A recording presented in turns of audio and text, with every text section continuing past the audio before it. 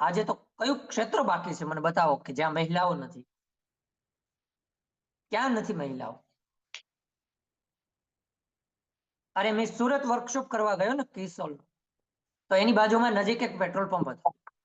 ત્યાં 4 ભાઈ બહેન પેટ્રોલ પૂરવા વાળા હતા. એમાં 2 બહેનો હતી ને 2 ભાઈઓ હતા. પેટ્રોલ પંપ સુધારમાં બહેનો કામ કરે છે.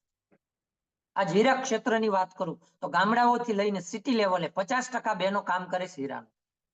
સિલાઈ કામની વાત કરો, આજ 50%થી પણ વધારે દરજી કામનું સિલાઈ કામ કોણ કરે છે? બહેનો કરે છે. ટોટલ સાડીઓનું કામ કોણ કરે છે? બહેનો કરે છે. ખેતીમાં પણ તમે જોવો, બધું જ ઘર પરિવારને હાચવતા અંતે પાછું ખેતરમાં બહેનોએ જ જવાનું. કયા ક્ષેત્રમાં નથી? આજ એજ્યુકેશન બાબતે તમે જોવો, કોઈ પણ ગામની સ્કૂલની અંદર કમસે કમ 2 થી 3 બહેનો હશે જે ટીચર્સના રૂપમાં છે. અરે પાયલોટ સુધી, આજ અંતરિક્ષની અંદર આપણી બહેનો ટ્રેનિંગ લઈને ત્યાં આ વિમાન ઉડાડે છે. ક્યાં નથી બહેનો? બતાવો ક્યાં નથી? તો બધા ક્ષેત્રની અંદર બહેનો છે. આજ કોઈ ક્ષેત્ર બાકી નથી. તો જ્યારે મને કોઈ એવું પ્લેટફોર્મ મળે કે એ પ્લેટફોર્મની અંદર હું તો આગળ વધું, પણ સાથે સાથે હું બીજાને મદદ કરીને, બીજાને હેલ્પ કરીને હું મારી જેવા હજારો બહેનોને મદદ કરી શકું, એને પણ આગળ વધારી શકું, એના જીવનમાં પણ હું નવી રોશની લાવી શકું. આવું જો કોઈ મને પ્લેટફોર્મ મળે તો શું આને નસીબ ન કહેવાય? આજે મેં કહ્યું ને, નસીબના ભરોસે બેઠા, આને નસીબ જ કહેવાય. આ સેમ મળવું, એમાં કિસ્સો લાવવું, આ નસીબ જ કહેવાય એક બેન. ક્યાં ખબર હતી તમને આજથી 5 વર્ષ 6 વર્ષ પહેલા કે કિશોર રૂપી પણ કોઈ પ્લેટફોર્મ આવશે અને ત્યાં એક મહિલાઓને સમાન તક આપવામાં આવશે? કોને ખબર હતી? કોઈ. આજ RCM ની અંદર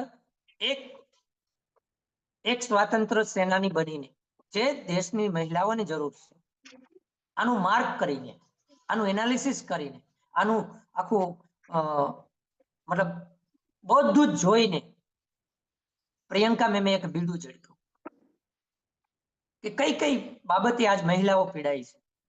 તો એને જોવામાં આવ્યું કે આજ મહિલાઓ પર્સનલ પ્રોબ્લેમને કારણે કંઈક બીમારીઓનો ભોગ બને છે. આજ મહિલાઓને સન્માન નથી મળતું. આજ મહિલાઓને કોઈ ગણકારતું નથી, એનું શોષણ થાય છે. આજ મહિલાઓને કોઈ સ્ટેજ નથી, કોઈ સન્માન નથી, કોઈ આત્મસન્માન નથી. તેણે કિશોરમાં વિકલ્પ આપ્યો કે અહીંયા એક મહિલા સ્ટેજ પર આવી શકે, હજારો લોકોનું પ્રતિનિધિત્વ કરી શકે, એવી પ્રોડક્ટ બનાવી કિશોરની અંદર કે જે બીમારીઓ છે એનું સમાધાન તમને મળે. એકથી એક ચડિયાતી પ્રોડક્ટ આપી. કલર કોસ્મેટિકની જરૂર હતી તો એવી પ્રોડક્ટ આપી, લોન્જરીની જરૂર હતી તો એવી પ્રોડક્ટ આપી, બ્યુટી કેરની જરૂર હતી તો એવી પ્રોડક્ટ આપી. કઈ પ્રોડક્ટ બાકી રાખી? એ પ્રોડક્ટનો સહારો લઈને એક બેન અહીંયા પોતાનું આત્મસન્માન સાથે જીવી શકે. આર્થિક બાબતોની વાત કરું, આજ બેન ક્યાંય પણ કામમાં જાય તો એને ઘર મૂકીને જવું પડે, પણ એક એવો વિકલ્પ આપ્યો કે બેન પોતાના ઘરે રહીને, પોતાના જ પરિવાર સાથે જોડાઈને, ઓર બહેનોને મદદ કરીને એ આર્થિક ઉપાર્જન પણ મેળવી શકે, હજારો લાખો રૂપિયાની રોયલ્ટી ઇન્કમ મેળવી શકે. બધા જ પ્રકારની સફળતા તમને એક પ્લેટફોર્મમાં આપી છે. તો શું આ એક સ્વાતંત્ર્ય સેનાનીથી કમ છે? નહીં સાહેબ, આજના સમયે આની જરૂર છે. અને એમાં તમારે અને મારે આપણો માત્ર રોલ અદા કરવાનો છે, સેવા આપવાની છે, આ અભિયાનને આગળ વધારવાનું છે, કિશોરને આગળ વધારવાનું છે.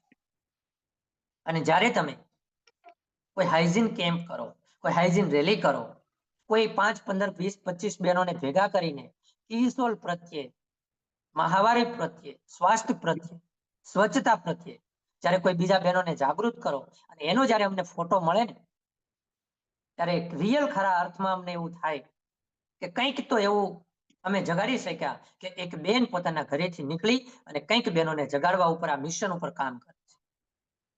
ત્યારે આમ અંદરથી એક એવો ભાવ પેદા થાય કે નહીં, રિયલમાં હવે આશ્રમના ઉદ્દેશ્ય સાર્થક થશે. બહુ મોટો પર્પઝ છે. મુખ્ય 3 ઉદ્દેશ્યમાં એક ઉદ્દેશ્ય મહિલા સશક્તિકરણનો પણ છે. શા માટે? જે આજથી 25 વર્ષ પહેલા લખાણેલો, તમે વિચારો આ કિશોલ અને આપણે તો બધા આમાં અત્યારે એક્ટિવ છે. આ તો 25 વર્ષ પહેલાનું વિઝન છે.